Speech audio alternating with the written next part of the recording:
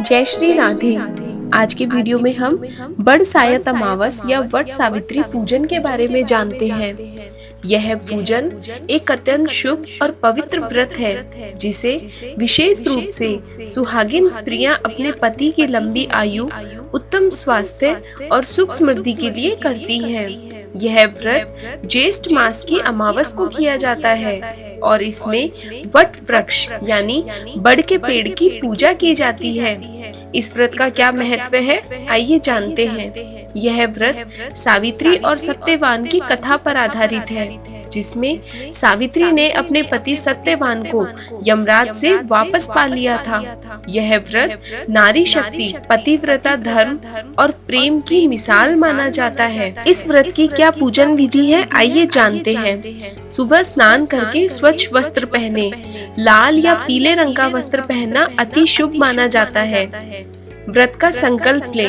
मैं वट सावित्री व्रत करती हूँ पति की लंबी आयु और सुख समृद्धि के लिए। इसके बाद आप कलश स्थापित करें, उसमें जल भरकर आम के पत्ते और नारियल रखें। वट वृक्ष की पूजा करें। रोली, अक्षत, फूल, जल अर्पित करें।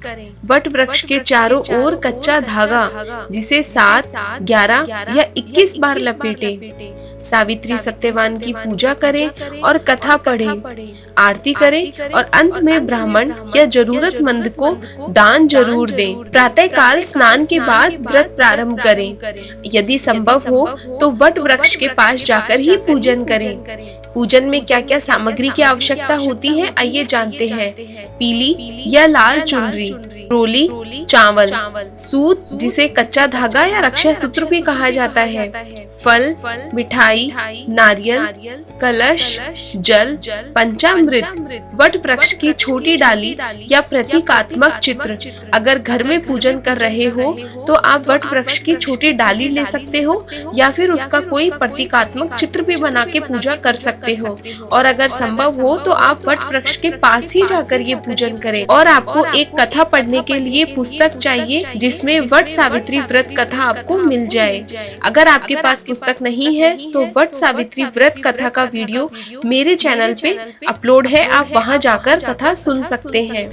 वट सावित्री व्रत कथा पढ़ने के बाद हम देखेंगे कि इस व्रत के क्या लाभ होते हैं। पति की लंबी उम्र और स्वास्थ्य की रक्षा होती है, घर में सुख शांति और सौभाग्य की प्राप्ति होती है, व्रता धर्म की सिद्धि होती है, जीवन में कठिनाइयों से रक्षा मिलती है।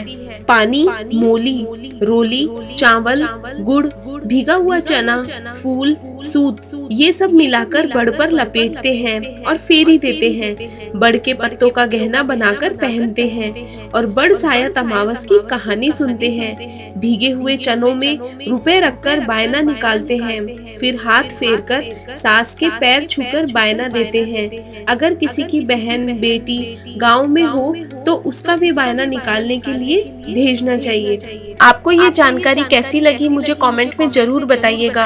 अगर आपको ये वीडियो पसंद आया है तो प्लीज वीडियो को लाइक, चैनल को सब्सक्राइब और इस वीडियो को शेयर करना ना भूलिएगा। तब तक के लिए धन्यवाद। जय श्री राधे।